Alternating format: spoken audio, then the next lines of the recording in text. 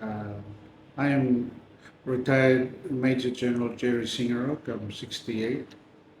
I come from Kakar Island in Madang province. Um, I'm married. I'm a grandfather.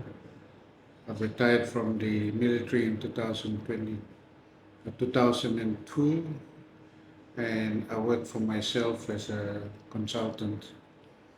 Um, in 1969, I had a long journey outside of the comforts of Kakar Island. Uh, I would board my first ever flight on NZ from Madang to Goroka. I arrived in Goroka. I was absolutely frightful to look outside of the aircraft and see Bena Bena people in their traditional attire. It scared me. It was absolutely cold. Goroka was very, very foreign and hostile to me in terms of isolation, climate. We were driven off to Asoroka Lutheran High School along the Highlands Highway. Uh, it's situated off a ridge line in the Asoro Valley. It's a beautiful setting. The high school was established by Dr. Leonard Chaki.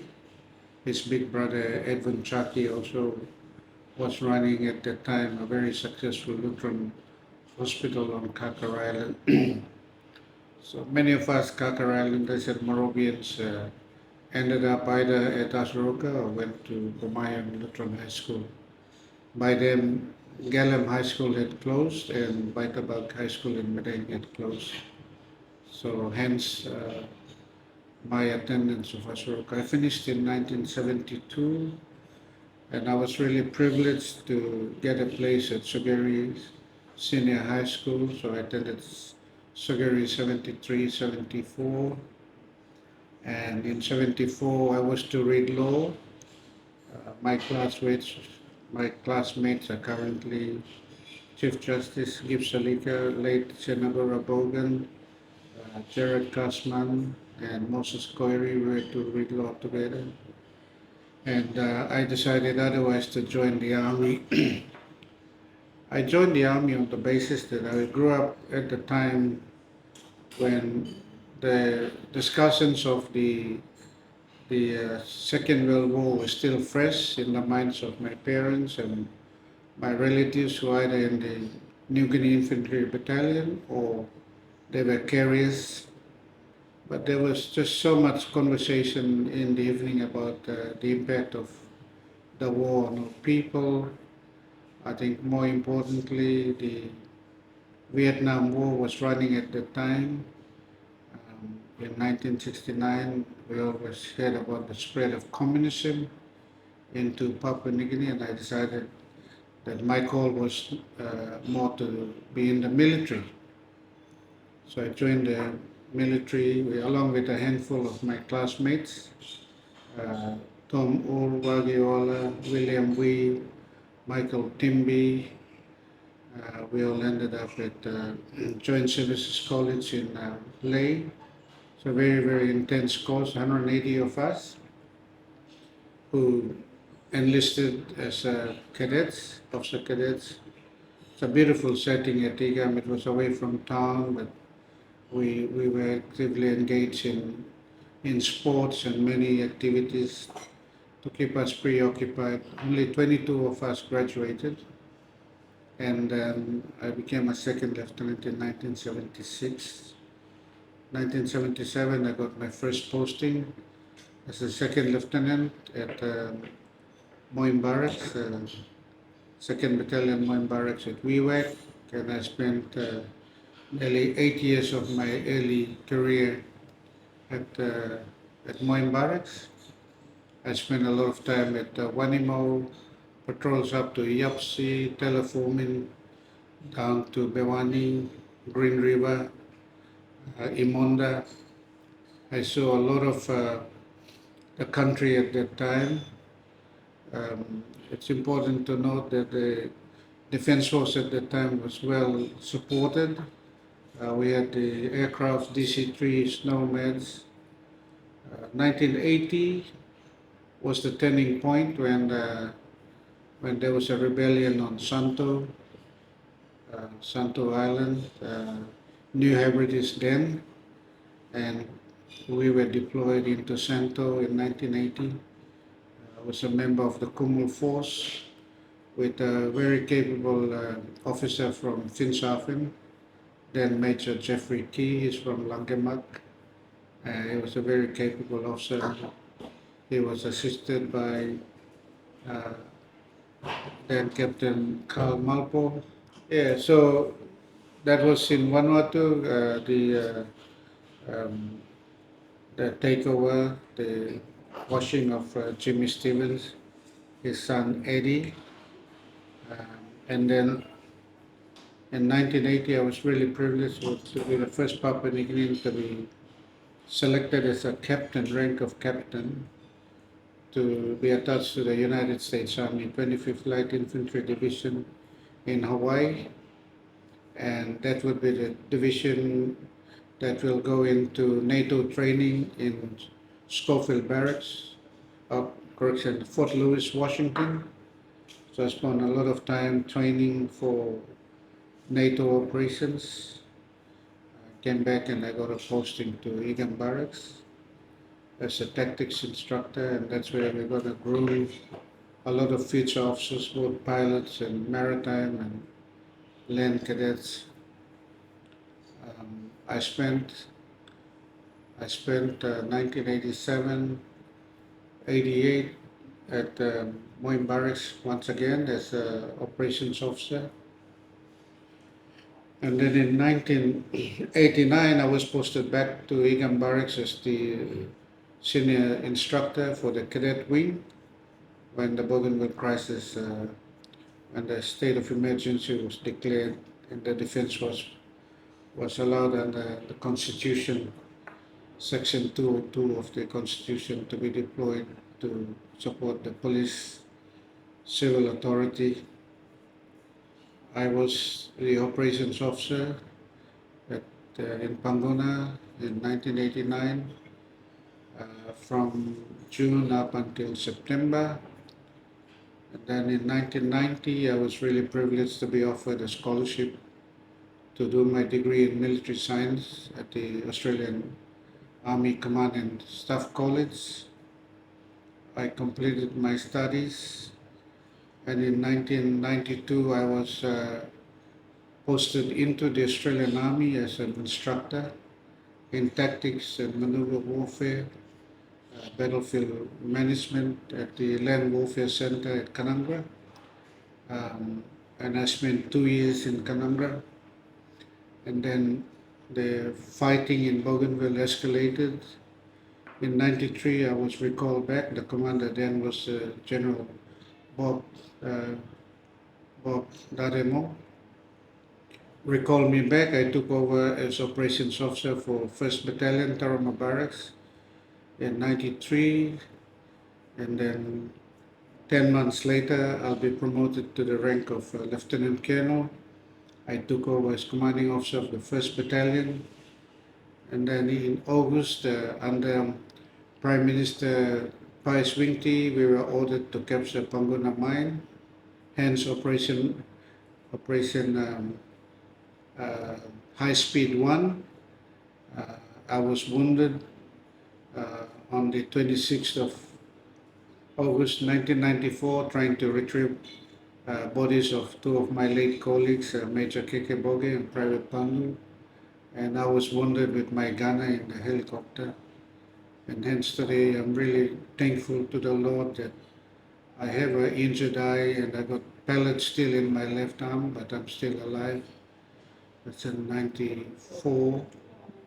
And in 95 I was promoted to full colonel, sent to America to do my intelligence training. I was chief of intelligence in 95, and within 10 months I was promoted again to Brigadier General to take command of the Papua New Guinea Defence Force, 19th of October 1995. It's a very important year in my life, that date, because at 7:30 in the morning my biological father passed on, and at 9:30 the same morning I was commissioned as commander of the Papua New Guinea Defence Force. A very important uh, milestone in my life to state that. And then the government changed from Pius Wingti to Sir Julius. Sir Julius wanted the Panguna mine open, and he did everything possible with his Deputy Prime Minister, Chris Iweta, and Matthias Sitrape. And they came up with a scheme that the Defence Force could not do it alone, but they were to engage a South African group called Sandline Mercenaries. So Sandline was established in 1996, and I was sent to London to meet up with the CEO, Tim Spicer. Never heard of this group before in my life, but I was directed with no uncertain terms to sign a deal, a contract for purchasing of arms, ammunition, helicopters, attack helicopters, rockets, uh, and grenades and heavy machine guns.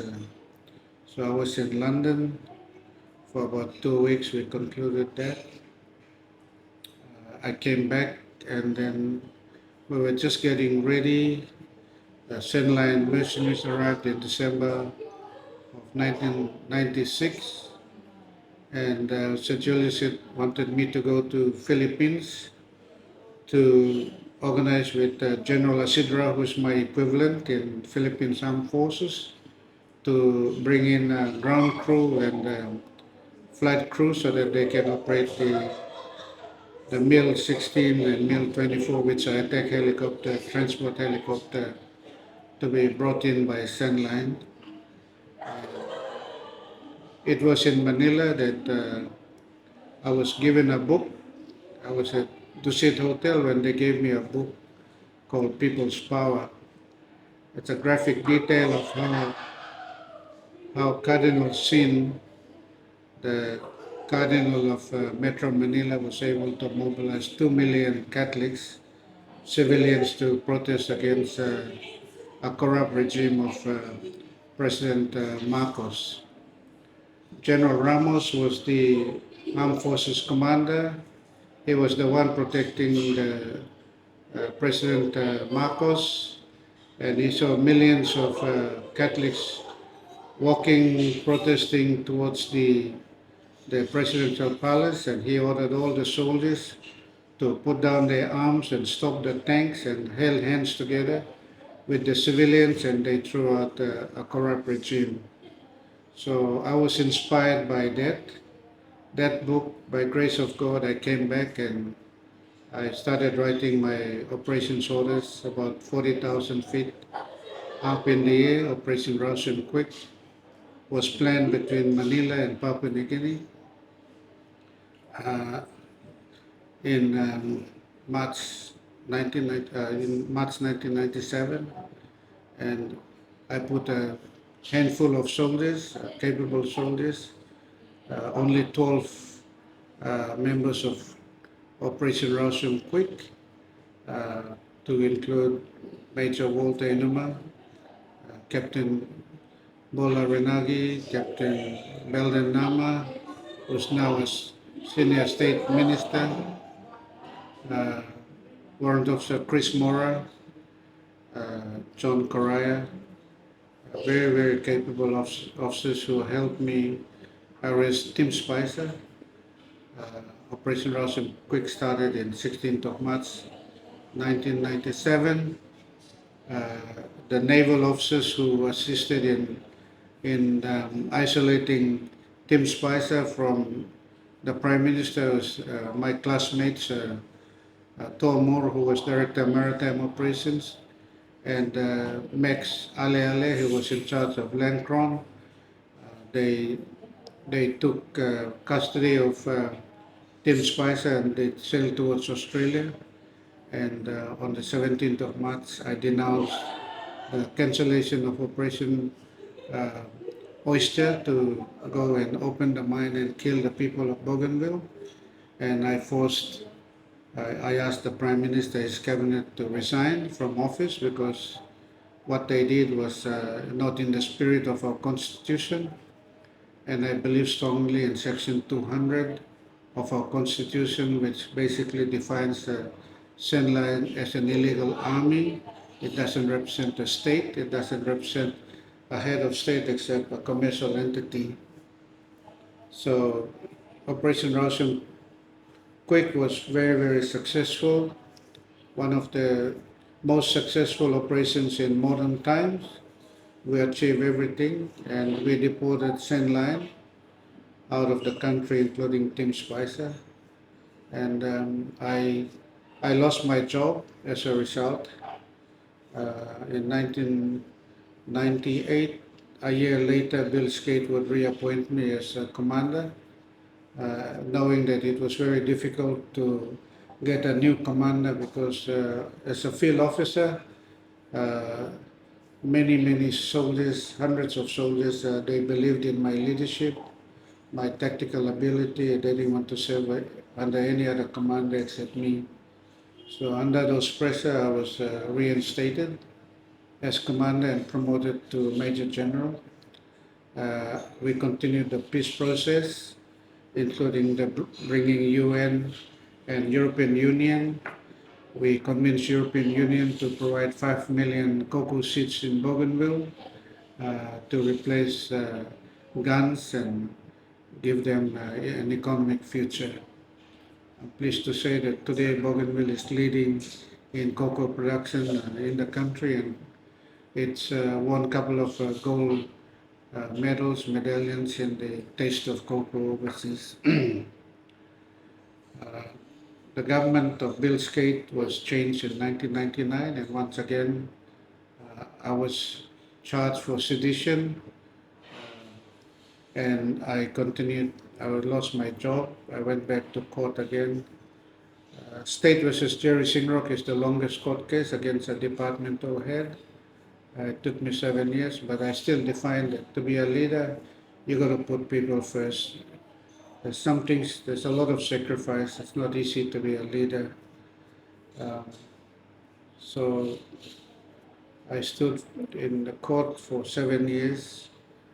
2004, I was before Justice Katie Davani and Thomas Elu. Assistant Commissioner Elu was the prosecuting officer, and he asked for some more time, and Justice Davani gave him only 1 hour to conclude the case because he had 7 years to prosecute me. And after an hour, Thomas Elu concluded that he doesn't have a case against me. So 4th of March 2004, I was exonerated and found not guilty. And Australian National University offered me a visiting fellow. So I was in at ANU when the government changed. Sir Michael Somare was the Prime Minister, and he wanted somebody competent to chair the guns control meeting. And Bire Kimisopa, who was a very capable minister for police, he recalled me back from ANU to chair the guns control, and I was ably assisted by Sir Barry Holloway, Professor Betty Lawai, John Togwater, late Osir Philemon, late John Cowie. It took us nearly 5 months to sort out to the country, basically 244 recommendations. People do not want guns in the community. They think guns is single most important thing that affects their community, and they wanted guns out. We presented the guns report in 2005, September, to Grand Chief Sir Michael Somare, and copied to Peter O'Neill. He was the opposition leader. And unfortunately, to this date, the guns report has never been implemented for some unknown reasons. So today, guns, one province in particular is completely shut down, which is Enga province. Southern Highlands is no different from that, and elements of Hela also continue. The guns culture has become a norm with the opening of the transnational highway connecting Erave and Kikori. Papua New Guinea will never ever be the same. There's no political will over the prevalence of guns. So that's what I did in 2005. Um, I decided to write my book about my personal ordeal. Took me 12 years to write a book. And I was really privileged with my connection with my mates overseas. I sent my manuscript to Penguin Books in London, and a mate of mine took my manuscript into Penguin Books, and Penguin Books within 7 days informed me that this book is world class. It's fit for distribution globally, and in 2022, my publishers, which are Partridge Publishers. Partridge Publishers are owned by Penguin Books. They're based in Singapore. They marketed my book in Miami Book Fair, the largest book fair in America, and only 42 books made it to Hollywood, recommended for a movie, and I'm really, really humbled that my book made it to Hollywood. 2023, 2024, I went to Hollywood to present my book. Today, the book is now subjected for further scrutiny. They gave me 7 out of 10, 13 companies who are interested in the book. So hopefully by June this year, we will have a response. There's an agent from Bollywood in India who's also subscribing to Hollywood. He's now working on my script. Um, if all going well, I would demand the movie company to come and shoot the movie here in Papua New Guinea for real time and real place. Currently, I'm working on writing the biography of late Grand Chief Sir Michael Samaras, my second book. So that's what I'm doing currently. I'm the team leader with the United Nations on small arms. I continue to work with the United Nations to make sure that Papua New Guinea is safe. I believe in humanity. I believe that we should live peacefully given the circumstances that we're confronted with in Papua New Guinea. We need good leaders who are strong. Uh, Two of my favorite leaders I do contemporary studies. Lee Kuan Yew from Singapore. He believed in the three principles of leadership: meritocracy, pragmatism, and honesty. Meritocracy is based on selecting the best people for the job. Doesn't matter whether you're a Chinese or you're a Malay or you're an Indian or you're a non-Singaporean, as long as you can do your job. So he ran a very successful government until his passing. Um, Pragmatism is based on that we come to the table and we put in whatever ideas that we have and we juggle it up and we see the best solution to solve a particular problem in the country. And that's what he was able to do. And Singapore uh, government is based on honesty. It's zero tolerance on corruption. It's important to state that currently Paul Kagame of Rwanda is using the Singaporean model. 61% of the legislators are women because most women are victims of the genocide between Tutsis and Hutsis. Rwanda in the next 5 years will be one of the most developed, secure countries in Africa. So I'm proposing to our government and future governments to look at successful models. Yes, Papua New Guinea, we have 800 different tribes and languages, but it doesn't mean that we allow people up in the upper highlands to murder themselves and kill each other. For what purpose? So it's a big, big challenge, and I'm just calling at the 50th anniversary for our leaders, the current leaders, to sit down and really reflect and ask these hard questions. What have we achieved in the past 5 years, past 10 years, past 15 years, 20 years? If we haven't done anything, what can we do to set up a foundation for the next 50 years? How would you describe the evolution of the PNG Defence Force since you joined, Yeah, and where do you think it stands today? I joined the PNGDF because the PNGDF has a very important role to play in the country, and the roles are covered in Section 202 of the Constitution. You can read to it, but mainly defending our interests, assisting in civil authority, nation building, and many more, and participating in international obligations. Now, one important thing to note is that Papua New Guinea had not seized the opportunity to send hundreds of soldiers and UN peacekeeping force. We compare ourselves with Fiji. Fiji every year sends about 500 soldiers on UN peacekeeping. Fiji is built on remittance coming back from the soldiers who paid in US dollars. The Fijian military forces built their reputation based on their international exposure. We, in Papua New Guinea, although we are part of UN, we didn't exploit that. I joined the army because the army at that time was well led. My role models are General Diro, and there's a lot of senior officers that I wanted to emulate. We joined the army because it was logistically supported. We had aircrafts, helicopters, we had naval ships. We were able to go out and patrol for 3 weeks at a time. We made sure that there was sufficient budget to support the Defence Force.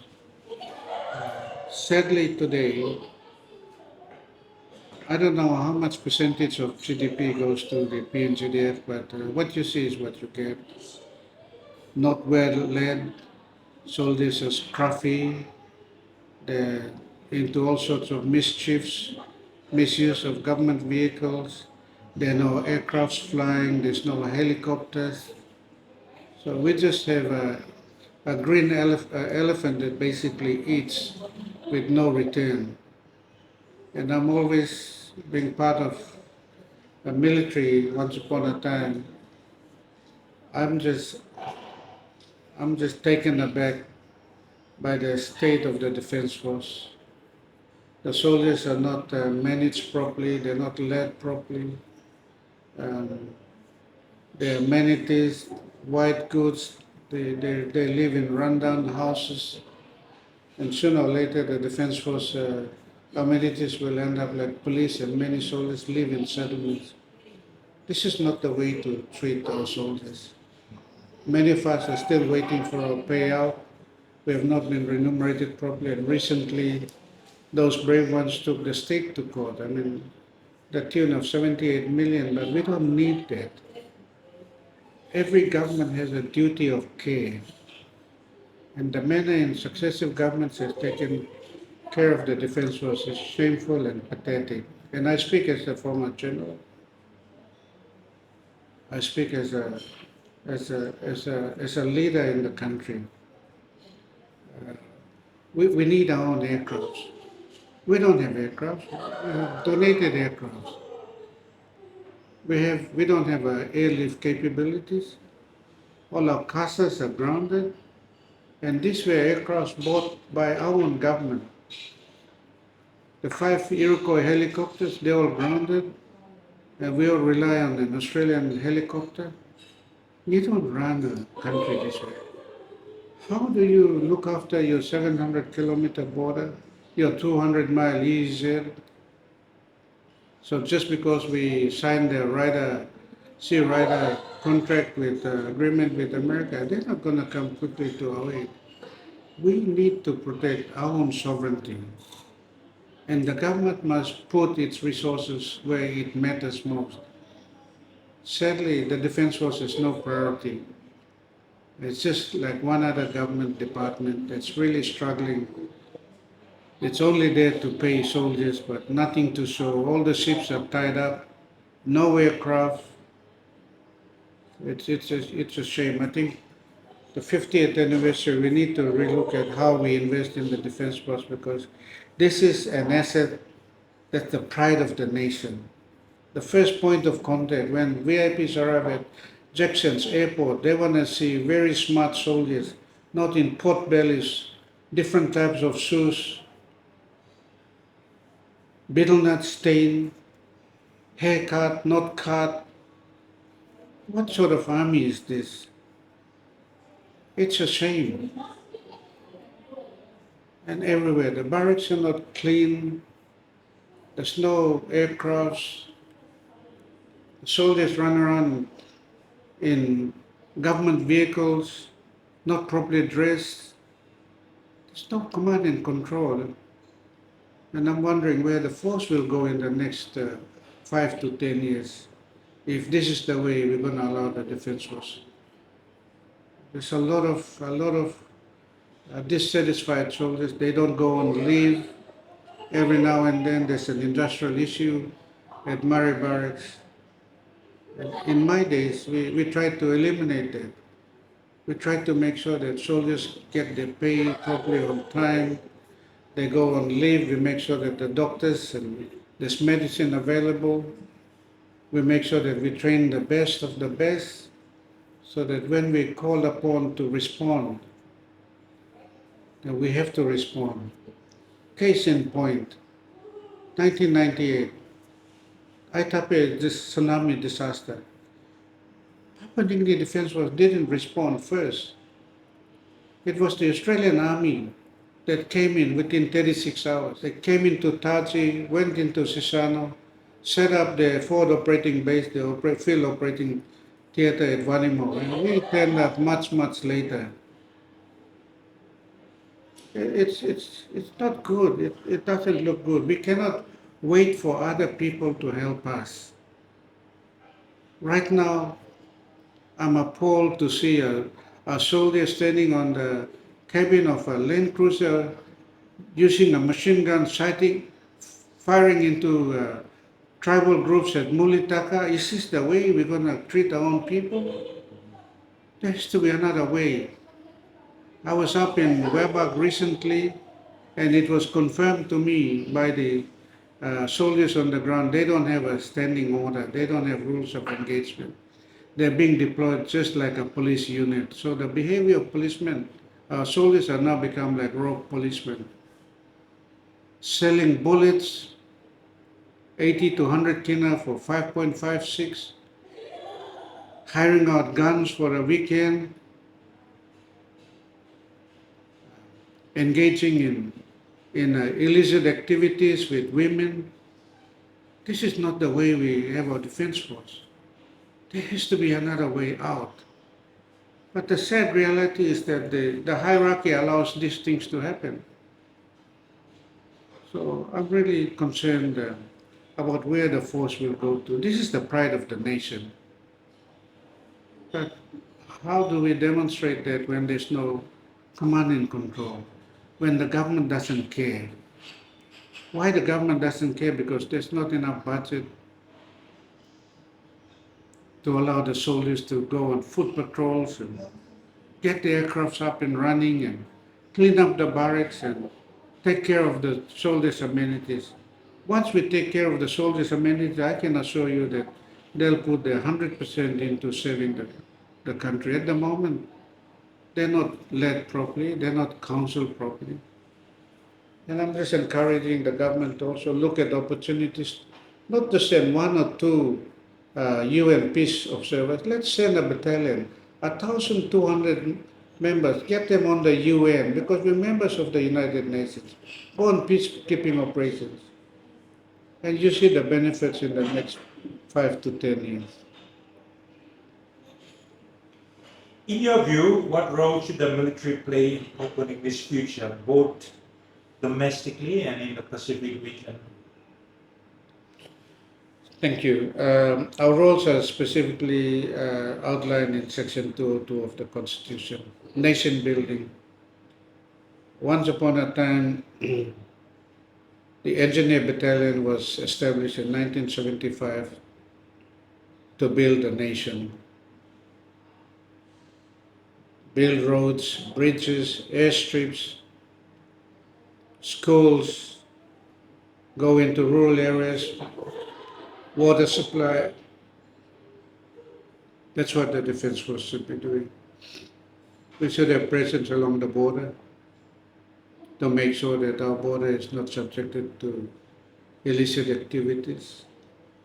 At the moment, we need to train our troops, our maritime, so that they can prevent illicit activities. At the moment, it's a global village subjected to drug running, people smuggling, weapon smuggling. I have yet to see statistics of number of people that they have detained. So I'm really, really concerned about that at the moment. So I don't think. I think the roles are there. We just need to step up by equipping the Defence Force and giving them the necessary platform and the resources for them to do their job. A lot of them need retraining, and we need to open up a couple more forward operating base so that their presence of soldiers. The soldiers should continue to assist the civil authority like the police, but they must have specific rules of engagement. Rules of engagement are critical. At the moment, just because there's a call out, there's no supervision, there's no oversight from higher headquarters. Now, on the Sandline affair, which you've spoken already about, do you believe the Sandline affair has changed how Papua New Guinea perceives governance, corruption, and foreign intervention? Well, I'd like to believe that Sandline is a one-off case, but I don't think governments have learned enough because the way a lot of foreign companies have been favored over Papua New Guinean companies is a big concern.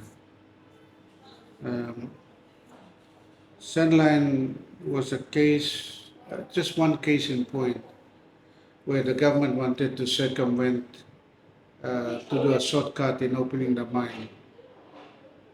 And we hope and pray that no other governments in future will go down that path.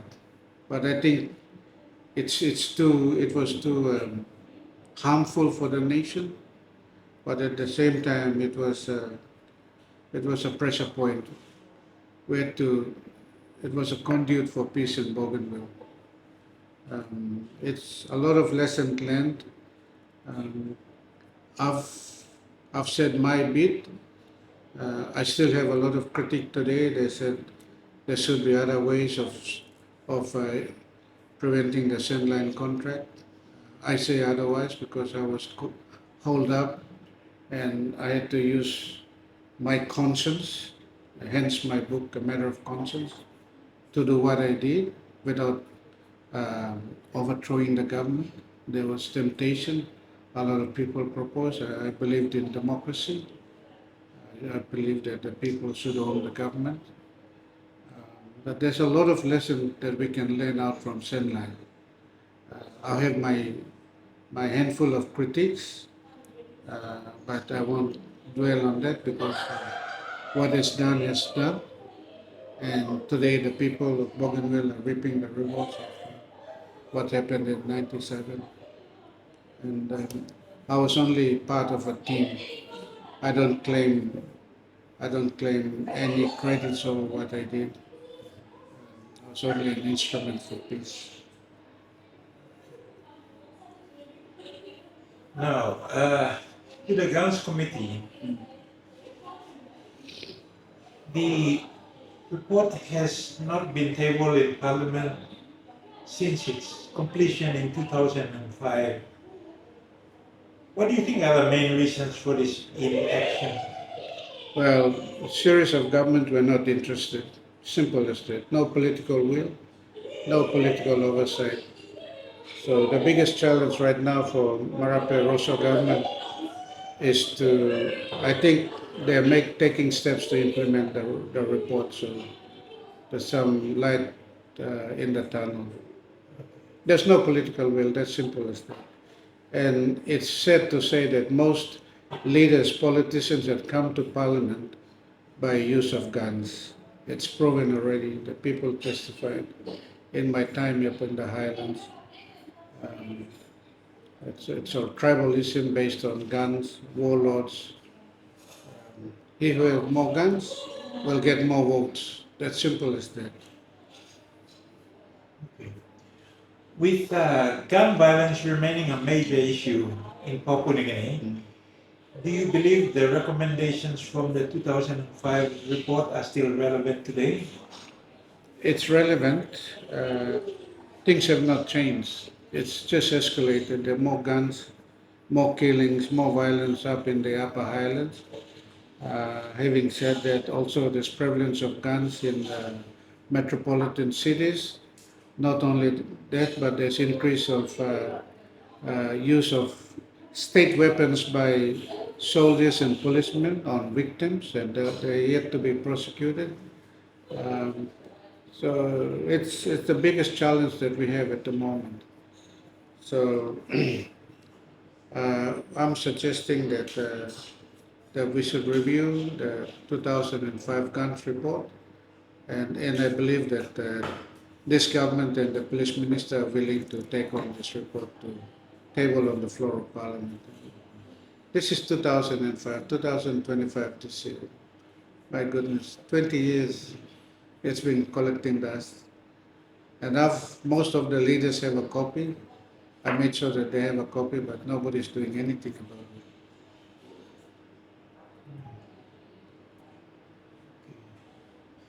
If the recommendations had been implemented, how do you think they would have changed the security landscape in PNG over the past decades? Well, we will probably um, not lose sleep.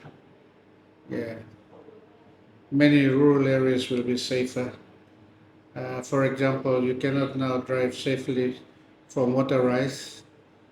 Your first holdup will be at Kasampas. The second holdup will be, I think, at Barola Valley, Ranokapa, Bena Bena, and then it continues. The next lot of holdup will be maybe past past Chiwaka.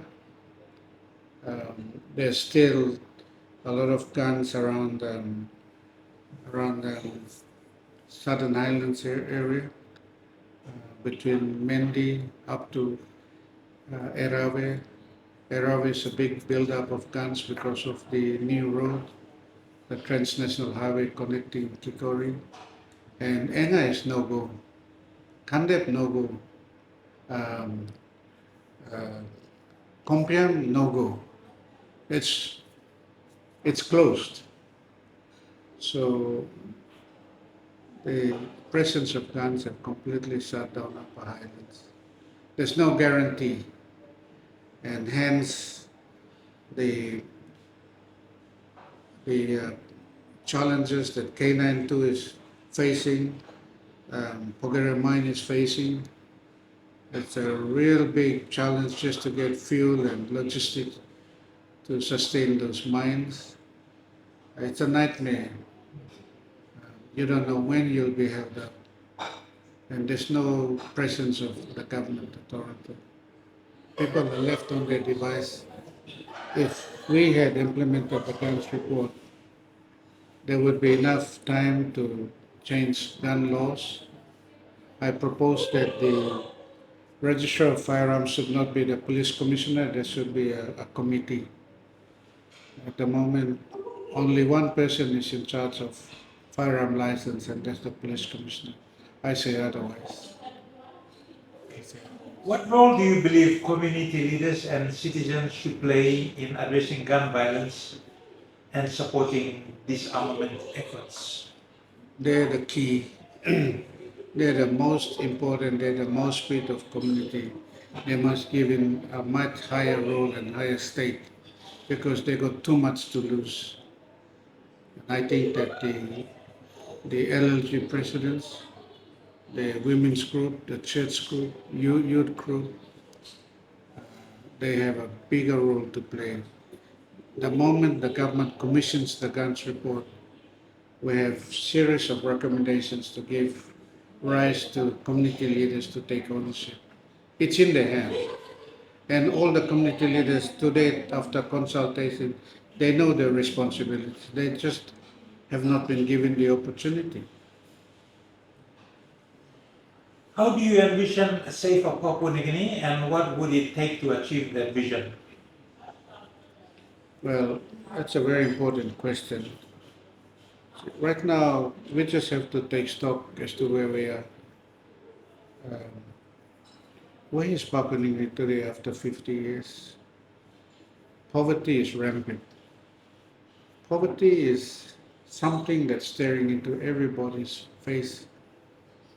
Everybody's life is affected by poverty, lack of cash flow.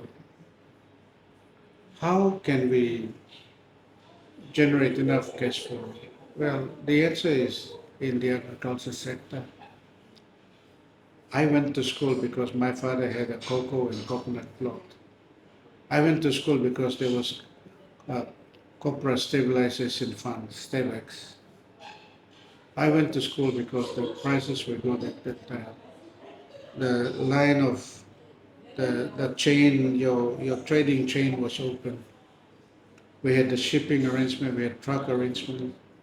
At the moment, the government has invested very little in agriculture. So people are becoming more dependent in handouts. So I think poverty is the biggest thing that's affecting us because there's not enough opportunities. 80% of our people live in the rural areas and they use land for their livelihood. It's only important that they grow cash crops that can be sold and marketed. That's first. Secondly, I believe that students who are gifted should be given a special opportunity to attend some of the best schools and given scholarships based on their merit so that they can be the one that will one day invest in the country. I don't think that we're doing that. Um, I believe that we should look at the mining laws. The mining laws are there to only favor foreign investors. I think we should look at other models in Africa where the royalties and the taxes that the government collect is much higher at the moment. We are subjected to what the foreign companies are able to give us. So there's a lot of things that we can change so that Papua New Guinea benefits. At the moment, we are not. We're not. Most of the big businesses are owned by foreigners. We're just spectators or we're just working for a salary. Not only a salary, but a lousy salary. Not enough to sustain us. Most public servants are living in settlements. They're not paid sufficiently, and therefore their work production is very low. So it's a very big challenge, an economic challenge. A challenge of how the government can reap the benefits of the resources, sparse a population that is not big, but able to invest in the people first. Agriculture sector, look at the mining laws, change it so that there's more benefits coming back to the government, to the landowners. We look at models, successful models in Africa. Today they're changing the whole metrics around so that it benefits the country more instead of one or two mining companies. I think the extractive industry need to be revalidated, reanalyzed, and change mining laws so that more benefits are for the people and for the government. I think those are my takes. Quality education, and we need to create more jobs to absorb the massive number of graduates who are coming out with no jobs at all. More importantly, we need to train and graduate Papua New Guineans who can be globally employed. They must be globally employed with the qualifications. How can we achieve those qualifications if we give them substandard qualifications, education?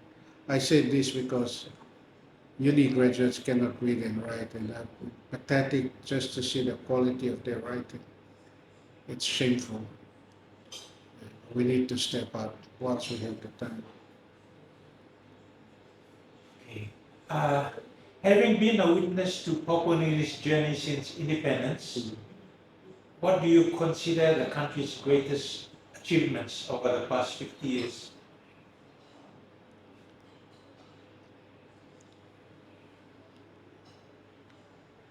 My only, my only comfort to share is that the goodwill of Papua New Guineans have sustained our country. It's the goodwill of Papua New Guinea or Gutlaman Nameri down in Oliet, and they don't fight for much. They don't ask for much. I cannot I cannot give any good news about where we're going because right in front of us there's so many uncertainties, so many unanswered questions. I say it because I've just made a big statement about where the Defence Force is today because I spent my 80% of my life working in the army, and I can relate the same sentiments with the police, with the CIS, the security forces, and recently we hear more about the plight of the public servants, a majority of the workforce, public servants, and the state of public service are not good. Um, Corruption is rampant. It's at the highest level, down at the lowest level. We've had major inquiries, the UBS, the NPF. We have those major inquiries, nothing's happened out of it. The finance inquiry, they've listed people who embezzle funds. Nobody has been taken to account at the moment. So where are we going? So what is there to celebrate? All I can talk about is that I'm just so thankful that apart from being Christians, the goodwill of Papua New Guinea has allowed us to continue to interact. Some of the strengths is that as we go 50 years, many Highlanders are married to coastal Papuans, are married to New Guineans. The intermarriage has brought the country much, much more closer. But for the next 50 years, we need to do something. We need to lay something that the next generation can enjoy. And all we can do that is a government that cares, put people first, arrest some of the corrupt people who are still in office in corporate organizations, make an example like what I said about Singapore, meritocracy, pragmatism, and honesty. Let's look at some models that has worked in the country where countries, I mean, look at Rwanda. It's a post-conflict country. Over 1 million people lost their lives. Very serious ethnic fight between Tutsis and Hutsis. It takes one man called Paul Kagame with a vision that he said in the next 20 years he wanted Rwanda to be where it is. Guess what? It surpassed it. It surpassed it. So we ask ourselves, are we going to continue to excuse ourselves as, yeah, tribal fight and custom blamipla, or hangamapi malmeri na walking fire naked because you accuse them of sorcery and it's on internet, it's worldwide, and you think our tourists are going to come knowing that people are chopping each other and hold up and barbecuing women who are suspected of sorcery. No, We need a complete mind change. The mind change happened with our kids. And most kids are growing up in very, very challenging environment. Lack of money, violence, payawara, there's no water in settlements, there's holdups in Mosby, Ley, Wewak, Madang, in East New Britain. Nobody's spared. So that's why 2025 is a year of taking stock, good account of where we are. Let's ask some real hard questions. Who are we? Where do you want us to take the country to the next 50 years? We got to answer those hard questions. If not, it was not worth it. It was not even worth a grain of salt. What is your vision for Papua New Guinea over the next 50 years? Well, I want Papua New Guinea to be safe, secure, beautiful, and prosperous. What do you think are the most pressing issues PNG needs to address in the coming decades, particularly in governance, security, and economic development? Thank you. Firstly, we need to fight corruption big time. We need to expose leaders who have been implicated in big inquiries. They're still pending. That's the first thing. That's the first most important thing. Secondly, we need to invest in people. Like I said, we need to step up in giving our people the best education to lay a platform. What's the other question? What do you think are the most pressing needs PNG needs to address in the coming decades, particularly in governance, security, and economic development? Yes, good government is this has to be a transparent government first. Decisions have to be transparent, and more importantly, we got to fight corruption. We got to fight corruption. It's one of the biggest thing. Um, Secondly, my mind just slipped. What's the question again? What is? Economic development, governance, security, and economic Yes, development. thank you. I think secondly, because I come from the security background, that there's not enough. Giving police more money is not the answer. Okay, training police to have the right attitude, right code of conduct. Okay, making sure that our security forces live in proper houses, take care of their welfare, give them the resources. So security is the biggest thing. And one of the aspects that directly link with security is the ability to detect and deter illicit guns and drugs, and fighting illegal immigrants and money laundering, to make sure that our borders are safe. Very important. And for the economic aspect, like I said, we need to look at our extractive industries. We need to see, revisit the tax paid to the government, the royalties. We need to engage more Papua New Guineans in the extractive industry. And at the same time, we need to empower more Papua New Guineans to start big businesses. At the moment, we don't have a big manufacturing base. We don't have a big supply chain. And many Papua New Guineans are not employed, even after proper education. And one of the biggest challenge, I believe, that we need to invest in quality education. Free education does nothing. We need subsidized education,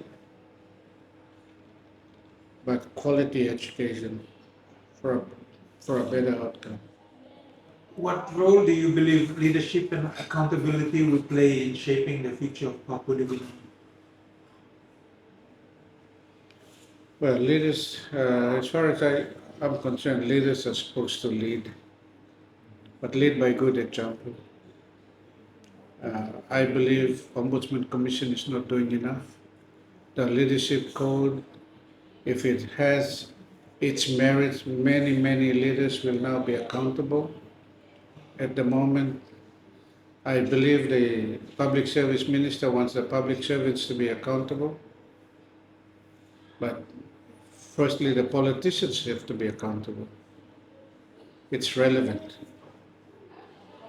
I think importantly, leaders must show good example in order to lead. Yeah. How can PNG inspire the younger generation to take an active role in building a brighter future for the country? Uh, um, as I said, I just invest in young people. We need mentoring, we need role models. At the moment, there's not enough role models. I mean, the next generation, I'm talking about the junior high schools, upper primary. We need to include them more in decision making. And how do we do that? We need role modeling. At the moment, we don't. We don't. There's not enough interaction. In my days going to school at Asroka, we had inter-province carnivals, you know. We had athletic carnival, we had rugby, and provinces were able to come together, like in Goroka to Medang or Ley, and we played. And students were able to interact. Just raise some kind of spirit of unity and, hey, I know you from Bugandi, hey, you from Bumayan. You remember? You know, that's not taking place. That's not taking place. We should invest in the next generation of Papua New Guinea, upper primary and high school, junior high school, up to Sugiri. I mean, next week or week after next, I go to Sugiri as a guest speaker. Okay, and I'll tell them the two critical years that you have in year 11 and 12. This is the time to maintain your GPA if you want to go and excel academically in your life. This is the time. Don't mess around with your marks. Head down, ass up. And it only takes somebody who's been through that school to achieve something. And that's what I mean by role model. We don't have enough role models. It's a shame not many Papua New Guinean leaders are prepared to stand in the public and motivate an audience.